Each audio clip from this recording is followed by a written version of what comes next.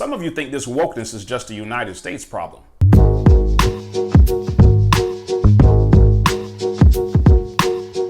Welcome to the Rob Lett Show. I'm your host, Rob Lett. The left's global assault on freedom.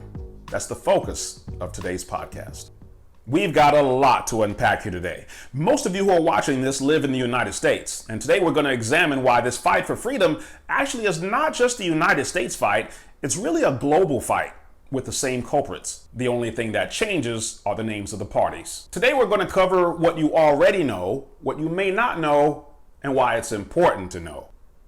But before we get started, I'd like you to go ahead and do a few things. First of all, like this video, subscribe to it. If you're on YouTube, to the upper right-hand corner, you'll see a bell. That's a notifications bell. Click it and it'll notify you the next time we release a new show. If you're on Rumble, though, to the upper right-hand corner, you'll see a share button. Click it and it'll share this video with a friend of yours who should have been here with us today. Go ahead and do all of those things that apply right now. If you've lived in the United States for any length of time, the one thing you may have noticed is that even though we're called the United States, there's one thing we're really divided on. And we're more divided on this than religion, ethnicity, gender, or income status. The thing we've become the most divided on is our political affiliation. I don't know if you'd agree with me that politics is our most divisive issue happening in the United States, but sit back and think about it for a second. Have we really seen any racial hatred happening on a large scale in our country? No.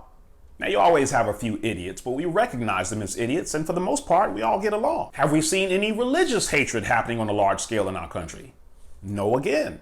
Even after 9/11, you didn't see some outright hatred for the Muslim religion on a large scale in the United States. Did it make a lot of people suspicious, maybe? Yeah, to a degree, but nobody was out here wholesale protesting, threatening violence, and committing riots against an entire people. And the same can be said about gender and income status. But we can't say the same thing when it comes to our political affiliations. In fact, our deadliest American war was the war we had between ourselves. Over 700,000 casualties. More Americans died during the so-called Civil War than all of our wars combined. While our history books refer to it as the Civil War, I prefer to call it what it really was. The war between Republicans and Democrats. And fortunately, Republicans won. But even after the Civil War was won, there was still animosity between the parties, as evidenced by the assassination of Abraham Lincoln and the grand opening of Stone Mountain in Georgia, which by no coincidence celebrated their opening 100 years to the day of Lincoln's death. Since then, the United States have had a number of assassinations over the decades. There was Malcolm X,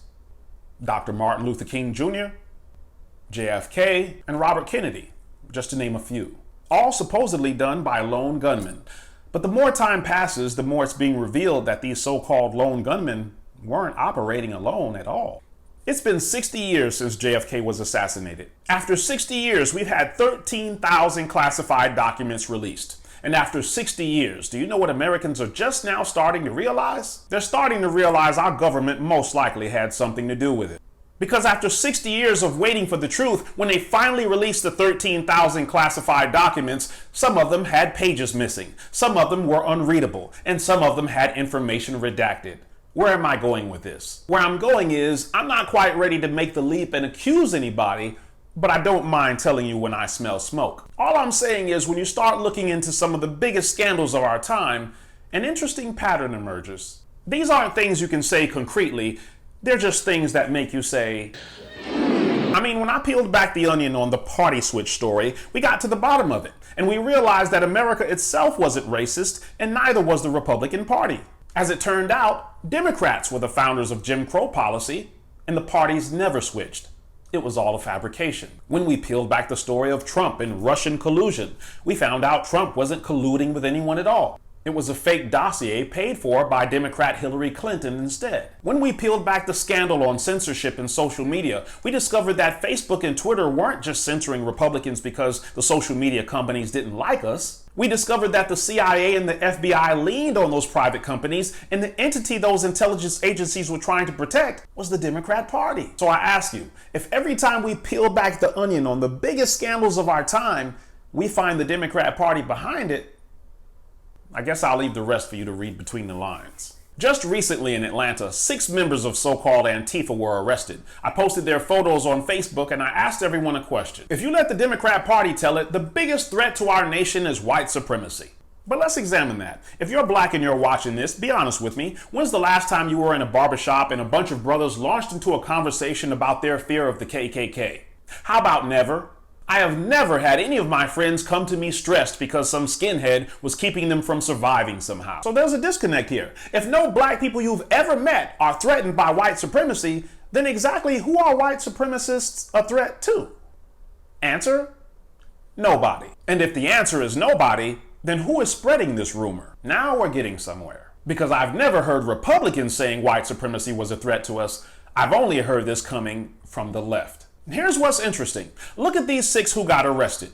Almost every time you see the mugshots of the people who got arrested in the name of Antifa, they're white. Well, wait a minute. What were they arrested for? In the case of these 6, their group shot a police officer in Atlanta. The shootout occurred because they were actually trespassing on land that was designated for a police training facility. When police shot back and killed one of their members, they burned a police car and vandalized a few banks. I could go on and on regarding what this group has done as a threat to us nationwide, but here's what I want you to ponder for a second. Aren't they white? Yes. Aren't they terrorists? Yes. But do you see the Democrat Party pursuing their arrests, labeling them as terrorists, and sending the FBI to kick their doors in? No. Why not? I mean, you just said white terrorists are the biggest threat to our democracy. So why not give these thugs life with no parole? Because the white supremacy narrative is a lie. That's why. Democrats do not care about fighting white supremacy. What they're trying to do is create an imaginary boogeyman that black people can get emotional about and turn it into votes for the Democrat Party. And some of you are falling for it. When what you really should be asking yourself is, why does Joe Biden say that Antifa is really just an idea and not a real organization? And who keeps bailing these kids out of jail? Again, when you peel back the onion on some of these things, the puppet master always seems to be the same. But enough of the United States. I mean, if you listen to me rant, you'll begin to think that I've got something personal against Democrats, like I'm trying to pick on them or something. So let's just go somewhere else. Let's leave the United States for a second. While not everyone agrees, there are approximately 195 countries in the world. Most of us predictably don't spend much time caring about what happens in other countries. We tend to focus on the country we live in. What would happen if we took a peek into the politics of some of those other 194 countries? Would we see any similarities? Would we see any of the same playbook? I'm asking because some of us haven't been to any of these places. So let's take a trip. On February 8th, 2018, a couple went on vacation from Hong Kong to Taiwan. Neighborhood cameras showed the couple arriving in Taiwan together. But on February 17th, the cameras recorded the man returning to Hong Kong alone. This prompted a murder investigation since everyone wanted to know what happened to the missing woman. A month later, the man confessed to murdering his girlfriend who was pregnant at the time. But there was a problem. Hong Kong police couldn't charge him for murder because he murdered her in Taiwan. And the Hong Kong police couldn't send him back to Taiwan because Hong Kong and Taiwan did not have an extradition agreement between each other. So in 2019, Hong Kong's government proposed an extradition law. But you know how government officials are. Whenever they propose a bill, they always slip something in the bill that nobody ever asked for. Hong Kong is no different. In that same bill, not only did it allow for Hong Kong to send suspects to Taiwan to be charged, but it also allowed for extradition to mainland China. And that's what sparked a record-breaking protest in China. If you've never studied anything about China, you think Hong Kong and mainland China are the exact same thing. They're really not. Hong Kong and mainland China have a complex relationship with each other. In the late 1800s, China lost a series of wars to Britain, and in the process, China lost authority over Hong Kong for a period of 99 years. Hong Kong actually remained a British colony until 1997, when Britain gave it back to China, but under a special arrangement. The agreement was called One Country, Two Systems. I want you to listen closely and buckle up, because this is where things should sound pretty familiar. So now Hong Kong is still a part of China, but the agreement said that Hong Kong would maintain a high degree of autonomy. In that same agreement, Hong Kong was granted the right to vote, the right to free speech, the right to freedom of the press, freedom to assemble. If this is sounding like the United States, that's exactly my point. Hong Kong is a light of freedom surrounded by communist China. It's important you see this juxtaposition because mainland China does not have the freedoms of Hong Kong. However, this agreement doesn't last forever. It expires in the year 2047, when Hong Kong will revert back to being part of China. But China isn't waiting until 2047. A number of people who have spoken up against the Chinese Communist Party, the CCP, have come up missing. Fan Bingbing is a famous actress in China. the highest paid actually. She was involved in a scandal where she allegedly cheated on her taxes, and she disappeared for nearly a year. When she reappeared, she was very apologetic to the communist government. Then there are those who disappeared for longer than a year. Author Yang Hongxuan has been detained a number of times, with the longest period of time being for 26 months. Yes, being detained without trial in China is actually a real thing, even down to their own Supreme Court justice. In the United States, we're accustomed to watching TV shows where we can make that one phone call to our family or to an attorney to let someone know that we've been arrested. But in China, detaining someone without notification or trial is the law. It's no wonder hundreds of thousands took to the streets to protest China's extradition law. They're fearful of losing their freedom, being part of mainland China again, and having to live under the authority of Xi Jinping, ruler of China. In the United States, I've had a number of people complain to me about our two-party system. A lot of people think we need more than two parties. I always disagree. I'll use China as an example. China has many political parties, but most of them are either pro-democracy or pro-China. Let me translate that for you to English. It doesn't matter how many parties you have. At the end of the day, you end up either being for a minimal government or big government. In other words, even in China, you have Republicans and Democrats. They just go by another name. Notice the pro-government party here in China are the oppressors. Let's continue. When the free citizens of Hong Kong take to the streets, they're beaten by these mysterious people dressed in all white, discouraging a free Hong Kong.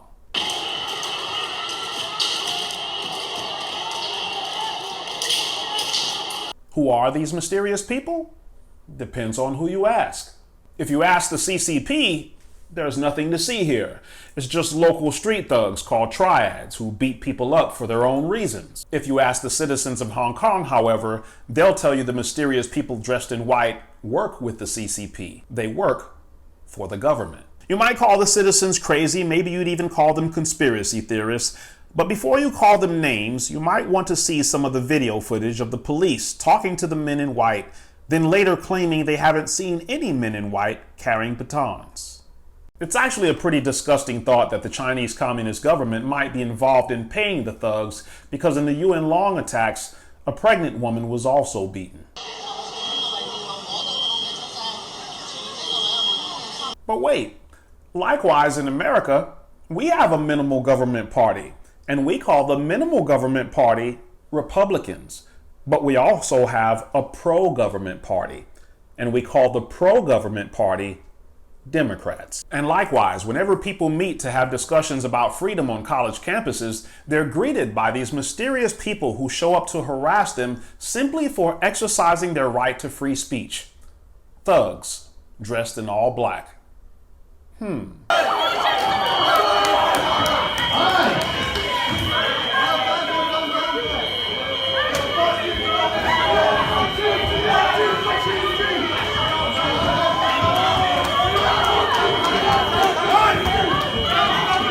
In the Jim Crow era, if you believed in freedom, you'd get visited by these mysterious people dressed in white hoods who would show up to beat you up, burn your property, perhaps even kill you. Just like Hitler used to do with his brown shirts. And here, the Democrat Party pretended they couldn't do anything about the KKK. Just like the Biden administration never labels Antifa a terrorist group. So although there's no such thing as Democrats and Republicans in China, can you guess who the Democrats are in China's story? The extradition bill in China is really a story about freedom and oppression, and socialists are on the oppressing end. But maybe this is a coincidence, so let's go somewhere else. You've probably heard about the awful situation in Venezuela.